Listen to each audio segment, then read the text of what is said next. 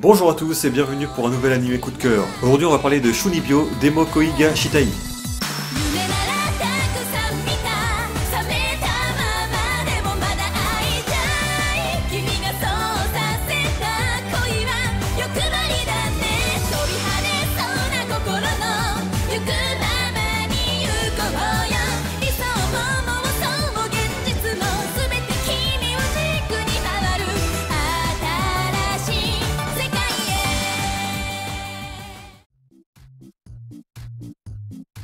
Shunibyo est une comédie animée par le studio Kyoto Animation. Nous suivons l'histoire de Togashi Yuta, un jeune homme qui rentre tout juste au lycée et qui a décidé de choisir une école loin de son passé afin de ne plus avoir d'histoire avec la Shunibyo. Alors en gros c'est le nom qu'on donne au fait de s'inventer une vie imaginaire et de se prendre pour quelqu'un d'autre doté de pouvoirs en tout genre. Malheureusement pour lui, il va faire la rencontre de sa nouvelle voisine et camarade de classe Takanashi Rika qui est en plein dedans. En effet, elle est dans le délire d'avoir des grands pouvoirs cachés derrière son cache-œil et est en permanence à la recherche de frontières du monde. Elle connaît la vérité sur le passé de Yuta et souhaite obtenir son aide afin de trouver ces fameuses frontières. Comment va-t-il s'en sortir pour ne plus replonger dans la Shunibyo et vivre une vie normale à ses yeux? C'est ce qu'on va découvrir.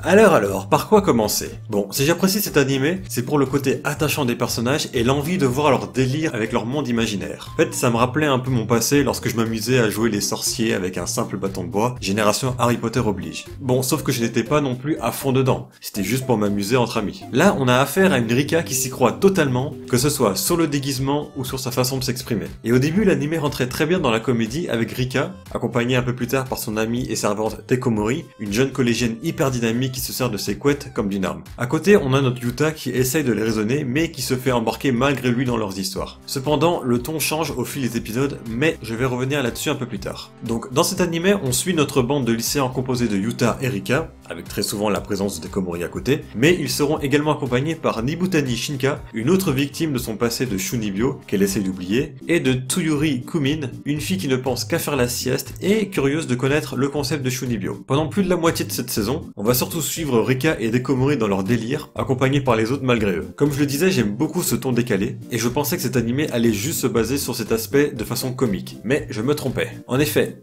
l'histoire est surtout concentrée sur Rika, et si elle s'imagine tout ça, ce n'est pas juste pour s'amuser. En effet, elle essaie plutôt de fuir la réalité à cause d'un événement tragique de son passé, préférant s'enfermer dans son petit monde. Sauf que sa famille refuse cette personnalité, et plus particulièrement sa grande sœur qui essaiera à plusieurs reprises de lui faire entendre raison, même si elle doit utiliser la manière forte. Et il y a un point important de cet animé, c'est qu'on a deux visions du monde différentes. On a d'un côté la vision normale aux yeux des gens, et une autre beaucoup plus dans le fantastique avec des arbres géantes et des explosions de partout. Du coup, lorsque Rika combat sa grande sœur pour continuer à vivre dans son rêve, on les voit toutes les deux avec des armes de plusieurs mètres de long, alors qu'en fait la réalité c'est que Rika combat avec une simple ombrelle et sa grande sœur avec une louche. Du coup, à la fin, l'animé quitte le côté comédie pour se rapprocher d'un genre un peu plus dramatique. Et finalement, ça m'a pas plus dérangé que ça. Ça m'a certes étonné au début, mais du coup ça nous permet d'en savoir plus sur les personnages pour mieux les connaître en les rendant plus humains. En plus, on a une petite touche de romance entre Yuta et Rika qui était certes prévisible, mais qui fait plaisir. On peut voir Rika qui est toute déboussolée face à ce sentiment, et là elle peut rien faire contre car on ne peut pas faire semblant avec l'amour. Mais une fois ce côté dramatique passé, on revient finalement à la normale avec Yuta qui a moins honte de son passé, Rika qui redevient la Rika qu'on connaissait avant mais qui ne fuit plus la réalité, pareil pour Tekomori qui a également son petit instant tragique, et la saison 1 se termine comme ça. Alors j'étais un peu déçu de cette fin un peu brutale, mais ce fut de courte durée lorsque j'apprenais l'existence d'une saison 2. Enfin, c'est ce que je pensais.